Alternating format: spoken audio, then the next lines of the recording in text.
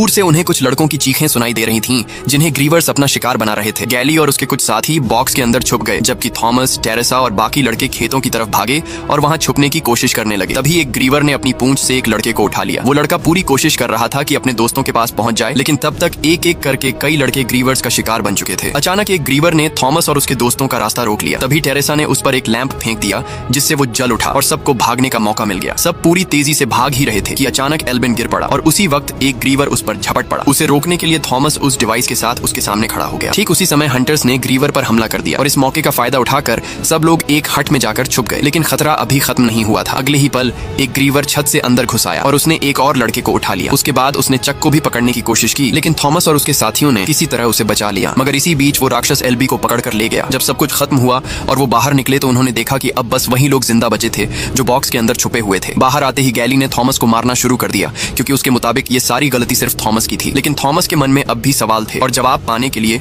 उसने खुद को ग्रीवर के जहर से भरे इंजेक्शन से चुभा दिया। इंजेक्शन लगते ही वह वहीं बेहोश होकर गिर पड़ा और बेहोशी की हालत में उसे दोबारा वही सपना आया जिसमें वो खुद को एक लैब में देख रहा था, जहां टेरेसा उसके साथ थी और वहां कुछ लड़कों पर अजीब तरह के एक्सपेरिमेंट किए जा रहे थे। जब उसे दोबारा होश आया तो सिर्फ टेरेसा उसके साथ थी और तभी कुछ लड़कों ने उसे बताया कि उसकी गैर मौजूदगी में गैली ने सब कुछ अपने कंट्रोल में ले लिया था और साथ ही उसने सभी को यह विश्वास दिला दिया था कि इस सब में सारी गलती थॉमस की ही है। पर उनकी यह बात सुनकर थॉमस ने अपनी गलती को मान भी लिया, जिसके बाद उसने सभी को बताया कि असल में वह लोग किसी भूल भुलैया में नहीं है, बल्कि यह तो एक टेस्ट है जिसे पार करके उन्हें बाहर निकलना होगा और यह सब विकेट नाम की एक कंपनी अपने एक्सपेरिमेंट के लिए कर रही है। साथ ही थॉमस और टेरेसा भी एक वक्त पर विकेट के लिए काम करते थे। कुछ देर बाद थॉमस और टेरेसा को गैली के पास ले जाया गया, जो उस दीवार पर लिखे नामों पर कांटा लगा रहा था और अब गैली थॉमस और टेरेसा को वापस भूल भुलैया में भेजना चाहता था। पर उन्हीं में से कुछ लड़कों को अब लग रहा था कि शायद थॉमस को सच में बाहर निकलने का रास्ता पता है और इसी मौके का फायदा उठाकर थॉमस ने खुद को गार्ड्स की कैद से आजाद करा लिया और इधर मीनो ने अपना ब्लेड गैली के ऊपर तान दिया। इसके बाद थॉमस ने ऐलान किया